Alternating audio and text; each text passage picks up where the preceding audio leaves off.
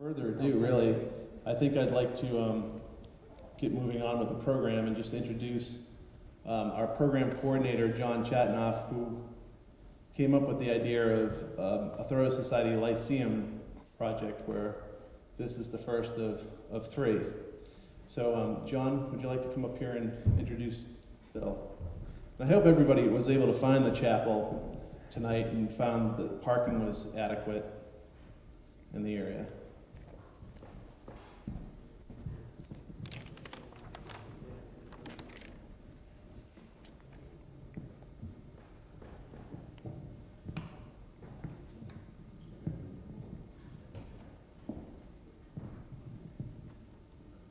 Welcome, everyone. This is the first of a series that's the first of several planned programs that the Thoreau Society is embarking on to make it a little bit of a take a little bit of a new direction.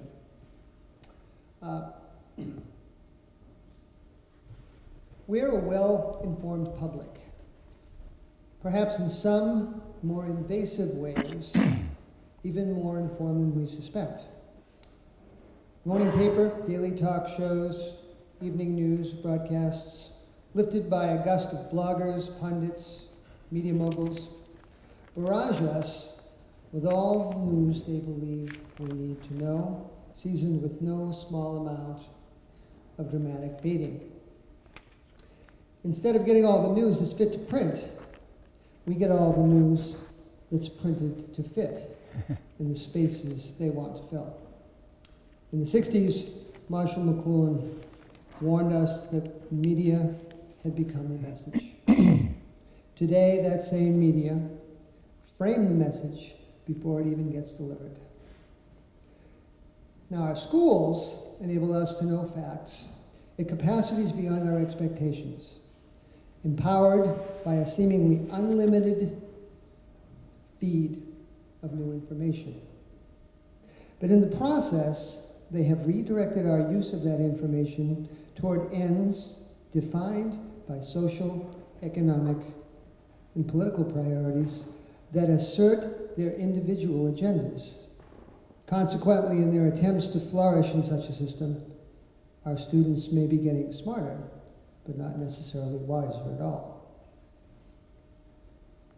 Nor has the business of writing and publishing escaped these trends and influences unscathed. Now, to be fair, fiction, by nature, is the framing of facts to convey universal themes and reimagine persistent, timeless truths. But a pass through the nonfiction section of Barnes & Noble could be pretty disconcerting. An abundance of authorities on every subject from conceivable to inconceivable displace each other in a symphony of dichotomies. In seeking enlightenment in Borders, ever-growing self-help section will most frequently lead you to a glut of new visions, many of which do little more than reconfigure fragments of history's most expansive ideas. In fact, it is interesting to note that anyone would be hard-pressed to find any self-help book that does not reflect, in some way, some point of view expressed in Walden. And more of them than not directly invoke Henry's ideas and validate his convictions.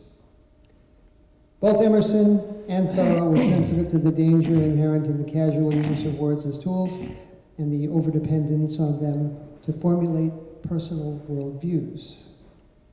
Emerson knew what it was, that it was, the good reader that makes the good book, and urged readers to use what they had read to seek the truth within themselves. And even though Thoreau claimed the best thing he got from Harvard was the lifelong right to use its library after he graduated, he too cautioned about the limitations of books. He offered this thought: a truly good book teaches me better than to read it. I must soon lay it down and commence living on its hint. What I began by reading, I must finish by acting. It is in consideration of this modern assault on independent thought that the notion of fielding the information we receive in a deliberate and thoughtful manner is more vital and essential than ever. In 1846, when he was curator of Concord's Lyceum, Thoreau sought to bring the best thinkers and their thoughts to the general public beyond the gates of academia. It is with that same intent that the Thoreau Society was motivated to set out in yet another direction, to bring Thoreau's vision into a modern context for new generations of readers and thinkers. Our speakers this evening are William and Margot Moomaw. Professor Moomaw received a BA from Williams College and his PhD in physical chemistry from Massachusetts Institute of Technology. He is professor of international environmental policy and director of the Center for International Environment and Resource Policy at the Fletcher School, Tufts University. He is senior director of Tufts Institute Environment, co-director of the Global Development and Environment Institute, and co-director of the Public Disputes Program on Negotiations.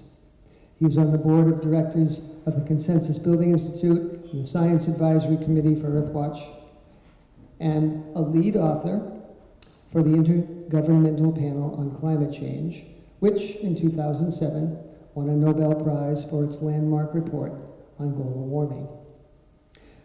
Margot Moomaw graduated from Mount Holyoke with a BA degree in history.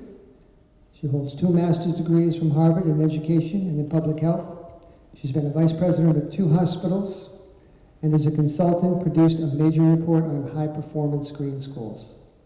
She played a major role in the design and oversight of the construction of a zero net energy home in 2007. And I'd like to add as a side note here, whenever Bill gives a talk at the Fletcher School, and I know this firsthand because of my wife, students and faculty alike all flock to hear him, as they know they are in for an experience as fascinating as it is informative. Bill is a much beloved professor who can communicate matters of global importance in a way that has deep personal relevance. Please join me here at our first meeting in welcoming Bill and Margot Moomaw. Thank you. So I'm going to stand down here, so maybe I should have this one instead of that one. Yeah, good. I don't know if that one works. Oh, that one doesn't work. Okay. I think you'll have to use, All right. yeah, Okay. Good. Thank you very much, John, and thank all of you for being here this evening. When I got the invitation, I was really quite excited because I've actually had the good fortune of teaching Walden to Williams College undergraduate students in the Environmental Studies program, along with a professor of English and a professor of economics. How's that for a combination of interdisciplinary daring do? Having done that for several years means you get to read Walden several times, and every time you read it, there's a rich new discovery to be made. And I don't think Margot and I quite realized the influence that Thoreau had actually had on some of the decisions we've made and some of the things we've done. And I wanted to share some of that with you. This will be a dual thing. I will hand this off to Margot at some point, and we'll go back and forth, since both of us were intimately involved in the design and construction of this house. The first slide, please, Margot. Hit it again, please. In 1845, Thoreau, quote, went to the woods to live deliberately, to front only the essential facts of life, unquote. In the 21st century, we too must front the essential facts of life, although as we'll see, those facts are different. Living deliberately in the 19th century, Thoreau's solution was to live simply. Not a whole lot of us these days in the 21st century living simply, at least not by Thoreau's standards. He built a rude cabin by Walden Pond in the woods and lived there for 2 years, although he structured Walden to fit into a single calendar year for literary purposes. It was a house of modest cost. This is actually taken from Walden, where you see boards cost $8.03, mostly shanty boards, all the way down to, you see, the total cost of the cabin was $28.12, plus the timber, stones, and sand, which I claimed by squatters' rights. That's all directly from Walden. He asked for little and he met his needs locally. His furniture was either borrowed or made by his own hand. The famous, to me, the wonderful phrase that he has in there, that the first chair was for solitude, the second for conversation, the third for company. He planted a garden and hoed beans. He met his needs for cooking and heating fuel from the woods around him. He, in his own words, watered the huckleberry, looked after the wild creatures, and thought that the citizens of Concord should pay him for his duties in taking care of the woods.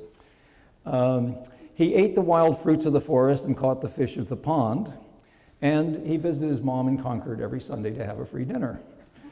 He walked apparently along the railroad track, which he loathed, the track that is, but he loved getting home for mom's good cooking. He traveled by foot. He patrolled his Walden domain on foot. He went into Concord for his dinner with his mother on foot. And he famously disdained a ride by train from Concord to Fitchburg because he preferred to walk, since the time spent earning the money for the train ticket took longer than the walk to Fitchburg. Now, the 21st century is different. We do not choose to live simply. And our houses are much larger, and a single closet may be filled with all the goods that filled Thoreau's cabin. The house in the 21st century is seldom built by our own hand, and the cost is, let's just say, a bit more than Thoreau spent on his cabin. We travel little by foot as time has become our most important commodity. But we must also live deliberately in the 21st century. Our current lifestyle is responsible for depletion of energy and mineral resources, and we treat the atmosphere, the oceans, and the land as a giant waste dump. So the facts that we must front, in Thoreau's terminology, are whether or not we will shift from our present problematic trajectory onto a path that leads to a sustainable future. And I think there's probably no better place to start than with our homes and buildings. Buildings, this comes from some of the work that I did with the Intergovernmental Panel on Climate Change. Buildings use about a third of global energy and produce almost a third of the heat-trapping gases, the emissions that are changing our climate. Half the energy is used directly as heat and hot water, and the other half comes in the form of electricity. And so about 85% of the energy we use in our homes comes from fossil fuels. And that's true almost worldwide. There are very few places. Norway happens to be a place where virtually all the electricity comes from hydropower.